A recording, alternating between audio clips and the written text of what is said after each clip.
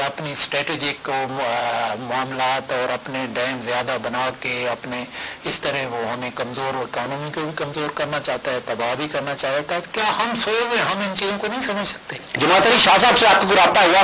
آپ نے وہ چیزیں چھاپی، ان کے بارے میں ان کو دیکھنے کی تکلیف گوارا کی؟ نہیں، وہ تو اس چیز کی پرواہ ہی نہیں کرتے. وہ تو ہم وہ کر کیا رہے ہیں پھر؟ آپ کے علم ہے میں کچھ؟ آپ کو بتاؤں کہ میں نے آج 2 دوستوں سے پوچھا کہ کبھی فیلڈ میں گئے ہو جو فلڈ جہاں آیا ہوا ہے، کبھی لوگوں کو پوچھا ہے کہ ان کے حال کیا ہے؟ ٹی وی پہ بیٹھ کے آپ اے سی کمروں میں بیٹھ کے تجزیہ ایسے کر رہے ہوتے ہیں کہ آپ جس طرح فیلڈ سے ہو کے آئے. پرابلم یہ ہے کہ کسی کو ریئلٹی کا تو کچھ پتہ ہی نہیں ہے کہ فیلڈ میں کیا ہو رہا ہے، لوگوں کے ساتھ حالات کیا ہو رہے ہیں اور کون کر رہا ہے. اس میں بالکل بانگے دول کی طرح میں کہنا چاہتا ہوں، اور قوم کو بالکل میں اب رمضان کا مہینہ ہے کہ اس میں بارشیں ضرور پہلے سے زیادہ ہوئی ہیں اس سال، لیکن اس میں 80% جو ہے بھارت کا ہاتھ ہے اور وہ اسٹریٹجک طریقے سے چل رہا ہے. ہم نہ ڈیم بنا رہے ہیں، ہم نہ اس طرف توجہ کر رہے ہیں، اور نہ وہ اس طریقے سے ایٹمی ذرائع کے ذریعے تو وہ ختم نہیں کر سکتا. عالمی برادری کو دکھانے کی خاطر ایک طرف وہ یہ بھی کر رہا ہے، دوسری طرف ہماری قوم سوئی ہوئی ہے یہ طرح سے بنا. زید حامد صاحب، اس کا مطلب تو یہ ہوا کہ ہر سال بھارت پانی چھوڑا کرے گا اور ہمارے یہاں سیلاب آیا کرے گا، ہر سال بھارت پانی روکا کرے گا اور ہماری فصلوں میں کوئی پانی نہیں ہوا کرے گا. ایک آج کل کی جو جدید جنگ دنیا میں لڑی جاتی ہے، ایٹمی طاقتیں ایک دوسرے سے نہیں لڑتی. آج کل جو جنگ ہے اس کو 4th جنریشن وار کہتے ہیں، یعنی 4تھی نسل کی جنگ جو ہے اس کے مطابق ملک میں عہد برپا کیے جاتے ہیں، سیلاب برپا کیے جاتے ہیں، دہشت گرد گروہوں کو، تحریک طالبان ہے، بلوچستان لبریشن آرمی ہے، اس قسم کے گروہوں کو چھوڑا جاتا ہے، انکمپٹنٹ کرپٹ حکمران بٹھائے جاتے ہیں، پاکستان کی معیشت کو تباہ کیا جاتا ہے، ایگریکلچر کو تباہ کیا جاتا ہے، انفارمیشن اور میڈیا وار مسلط کی جاتی ہے قوم کو مایوس کرنے کے لیے، اس کی آئیڈیالوجی، اس کی نظریات کو ختم کرنے کے لیے.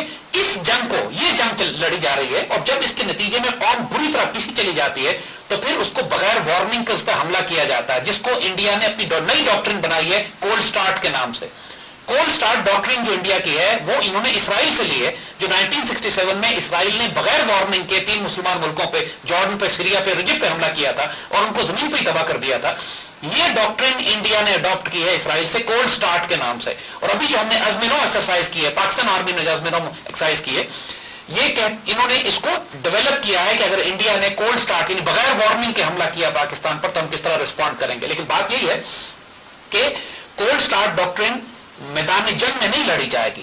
کولڈ سٹارٹ ڈاکٹرن شہروں میں لڑی جائے گی، آبادی میں لڑی جائے گی، پانی کے ذریعے لڑی جائے گی، انفارمیشن وار کے ذریعے لڑی جائے گی، اور پاکستان میں موجود دہشت گرد گروہوں، خودکش حملوں کے ذریعے لڑی جائے گی. اور یہ وہ جنگ ہے کہ جس میں ہم نے انڈیا کو دونوں ایکسس دے دیے ہیں. افغانستان سے بھی اسی طرح آپریٹ کر رہے ہیں، پہلے تحریک طالبان کو سپورٹ کرتے تھے، اسلحہ بیچتے تھے، خودکش حملہ آور بلوچستان لبریشن آرمی کو سپورٹ کرتے تھے. اب تیسرا ایلیمنٹ پانی بھی انڈیا سے، یعنی افغانستان کے راستے پاکستان میں فلڈ پھیلانے کے لیے اور سیلاب لانے کے لیے استعمال ہو رہا ہے. سروبی کا ڈیم بھی ان کے پاس ہے.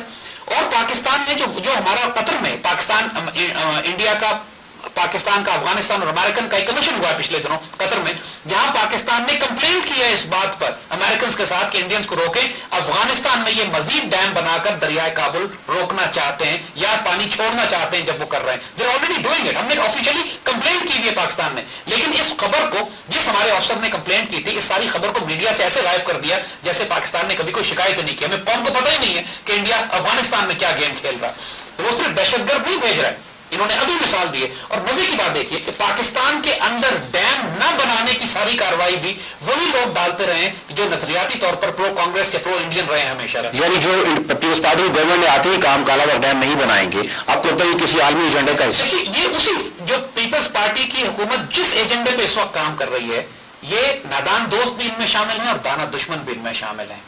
ان میں یہاں وہ لوگ بھی شامل ہیں. مجھے بتائیے کہ آپ اس کو کیا ایجنڈا کہیں گے کہ جب دشمن کے طیارے پاکستان کی سرحدوں پہ داخل ہوتے ہیں 9 ممبئی کے بعد ہم پہ حملہ کرنے، تو انڈین سٹیٹمنٹ سے پہلے پاکستانی حکمران کہتے ہیں غلطی سے داخل ہو گئے تھے یہ.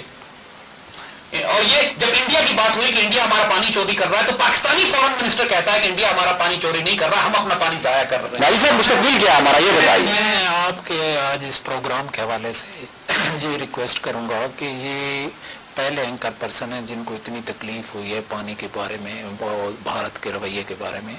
ہمارے کیوں، میں نے آج سارے اخبار پڑھے، ہمارے لکھنے والے انٹلیکچوئل اینکر پرسن کیوں اس پہ کوئی اس پہ شک تو نہیں ہے، دوسری رائے تو نہیں ہے. ہم 80% کہہ رہے ہیں لیکن وہ ان کو یہ تو تمام انٹلیکچوئل کو, تمام میڈیا کو پتہ ہے.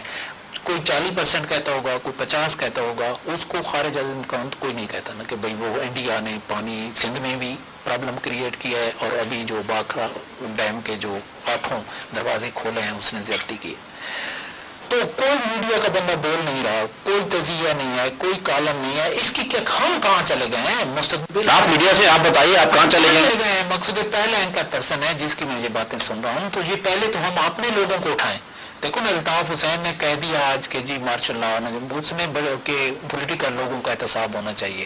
میں کہتا ہوں اس نے غلط بات کیا ہے. اس کو کہنا چاہیے تھا کہ جرنیلوں کا بھی احتساب ہونا چاہیے, کوئی ایسا مائی کا لال پیدا ہو جو جرنلسٹوں کا بھی احتساب کرے, جو ججوں کا بھی احتساب کرے, جو بڑے وکلاء کا بھی کرے, اور سیاستدانوں کا. جرنلسٹوں کیا جائے گی ہمیں مت چھوڑو, ہم خود اپنا احتساب کریں گے. دیکھیں آج آپ پہ اتنا مشکل وقت ہے. آج کوئی میڈیا کا بندہ نہیں بول رہا, کوئی کالم. میں نے سارے کو, میں عرفان صدیقی کو ابھی راستے پہ ٹیلی فون کیا, میں کہا یار اس پہ کچھ تو لکھتے. اگر آپ ہمیں 30 جب 25 ہی ہو تو ہمارا دشمن ہے, اور اس کے ہم زیر عابد صاحب یہی سمجھے کہ ہر سال سیلاب آیا کرے گا, ہر سال قحط پیدا ہوا کرے گا, کوئی ہمارے پاس تو پالیسی کوئی پلاننگ نظر نہیں آ رہی. دیکھیے پاکستان کو بنیادی طور پر ہم کو اپنے ریزروائرز چاہیے تھے اپنا پانی رکھنے کے لیے, تاکہ جب انڈیا ہمارا پانی روکے تو ہم اپنے پانی کے ذخیرے استعمال کریں.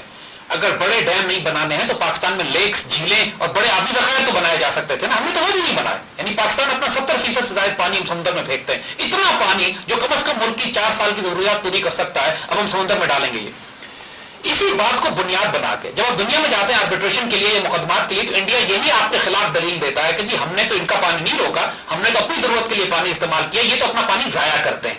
اور اس بنیاد پر وہ ڈیم پہ ڈیم بنایا چلا جا رہا ہے جس کی اس کو ضرورت نہیں ہے. وہ پانی خود نہیں استعمال کر رہا ہے, وہ پانی صرف اس نے رکھا ہوا اس لیے کہ پاکستان کو فصل لگانے کے وقت قحط میں برپا کرے گا اور مانسون میں سیلاب لائے گا. آپ کی بات بالکل ٹھیک ہے, جنگی بنیادوں پہ یہ جنگ ایکچولی جو سمجھدار, جو امریکہ کیا کرتا ہے, وہ جس ملک کو اس میں تھوڑا سا ڈاؤن کرنا ہو تو وہ اکانومی کو اس کی ڈاؤن کرتا ہے نا. پہلے اکانومی کو ڈاؤن کیا جائے کسی, تو یہ اکانومی کو بھی ڈاؤن کرتا ہے, پاپولیشن کو بھی ڈاؤن کرتا ہے. یہ جو آبی ہے نا جنگ, یہ تو تمام اکانومی سے برتر جنگ ہے. یہ تو ہر پہلو کو ڈاؤن کرتی ہے, صحت کو, قوم کو ڈیمورلائز کرتی ہے, ہیلتھ کو قوم کی ختم کرتی ہے. دیکھو نا, ہم کالا باغ ڈیم کا آج تک اعلان نہیں کر سکے. ہم وہ جو ہے نا وہ ان کا کارگل کی کون سا جو بڑا ڈیم, وہ کارگل ڈیم, وہ دنیا کا 3را بڑا ڈیم ہے. ایک بریک لیتے ہیں, بریک کے بعد واپس آئیں گے. ناظرین, بات ہو رہی ہے بات کی آبی جارحیت کے اوپر. بریک کے بعد جب واپس آئیں گے تو اس کا حل پوچھنے کی کوشش کریں گے اپنے مہمانوں سے کہ اب اس کا سولوشن کیا. پاکستان میں کہیں پہ بھی یہ احساس نہیں پایا جا رہا, معاف کیجیے, نہ میڈیا میں, نہ سیاستدانوں میں, نہ ہمارے اکابرین میں, نہ انٹیلیجنسیا میں, کہ یہ محض قدرتی آفت نہیں ہے, اس میں آپ کے پڑوسی ملک کا بھی ہاتھ ہے. اس کی طرف کوئی اشارہ نہیں ہے, اس کے اوپر کوئی بات نہیں ہو رہی. یہ ایک مجرمانہ غفلت ہے, اور اگر یہ ایک مجرمانہ غفلت ہے تو پھر یہ سیلاب تو ہر سال آیا کرے گا, پھر قحط ہر سال آپ کے اوپر نازل ہوا کرے گا. ان حالات میں ہمارے پاس بقا کے لوازمات کیا ہیں؟ بریک کے بعد ملتے ہیں.